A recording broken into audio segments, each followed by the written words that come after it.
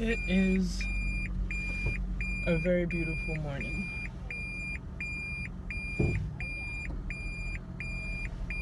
And I'm just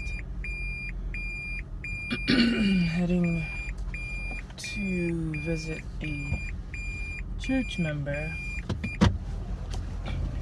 who happens to think of me like a daughter. That's what he said the other day at church. So I guess I kind of feel a bit of an obligation to go hang out with him. It's a healthy obligation. I don't feel like beat up to do it.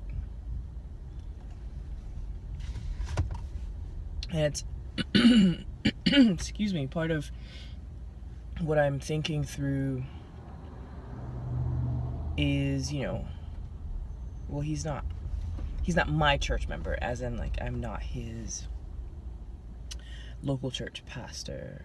There are two other people in that position. I am the campus ministry person.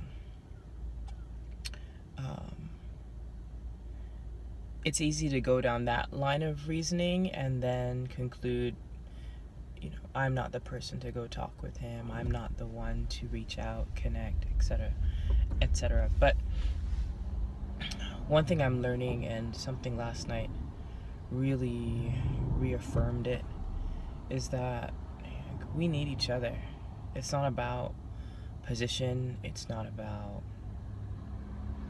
like, how many degrees of separation, that kind of thing that we often think through. Am I the closest to them? Do I know them the best? Am I a peer? What's my position relative to them? And does that position make me the best person? There's never going to be an ideal scenario. Well, I shouldn't say never. There are often ideal scenarios, seemingly, but those are often jacked up. Like, someone's related to you. They're flesh and blood. And yet there's so much stuff there that you're not the best person, so to speak. But yeah, here I go, he could do with a smile and encouragement and all of that. And I have no, like, agenda.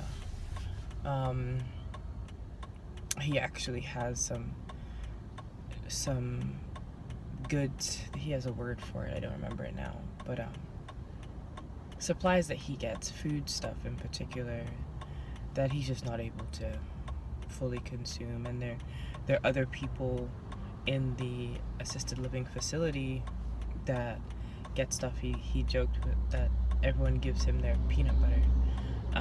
I guess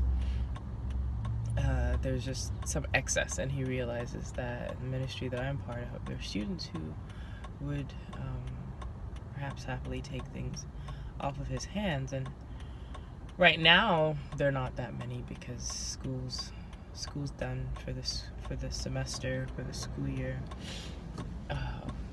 But I know where I can take stuff and it'll be used, and more than that, it's the opportunity to connect, the opportunity to just be present. I'm telling you, one of the best gifts someone gave to me when I first started out here was telling me, and it was the senior pastor here at the time at the church I attend, Ed Komarowski, said to me, one of the best gifts that we can give each other is the gift of presence. And that was really scary to me because I wanted to know what that presence would entail, right? I wanted to know that if I come on the scene, this and this and this and this happen, right? Like, I have this verse of encouragement, or I step in and I make a difference somehow. As arrogant as that sounds, like, that's real life. There's something in us that wants to be able to make a positive change. And we want to be able to control how that plays out, because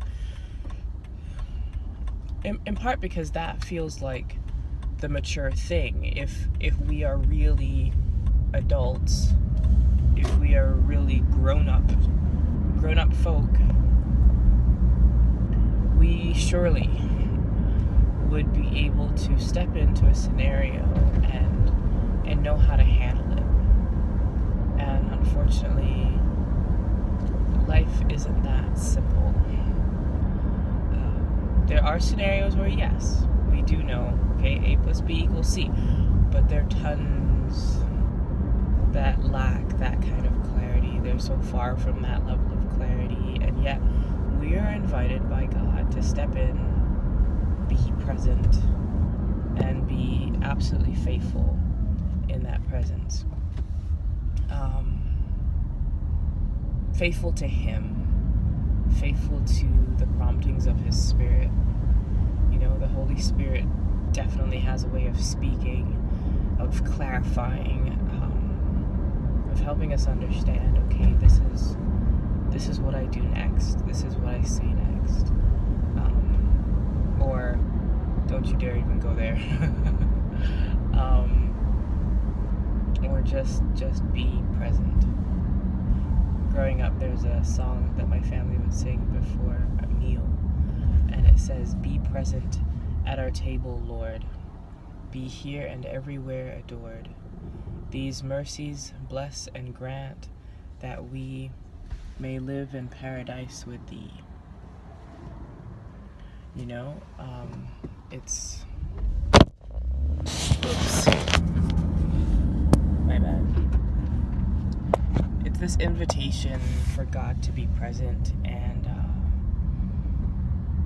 He gives us the very same invitation. We can't be present like He's present, right? We do not have omnipresence, but by allowing Him to occupy our hearts and minds, we are able to be His people, be His voice, be His hug, be His sorry. We're able to be used in really beautiful ways. So I'm gonna take this camera falling thing as a sign, even though I don't believe in random things like that. But I'm going to use this opportunity as I'm at a stoplight to bid you all farewell and God's blessings on the day ahead.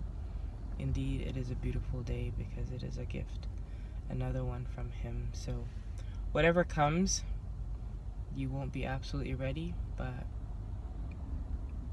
more than likely, you'll be okay. Take care.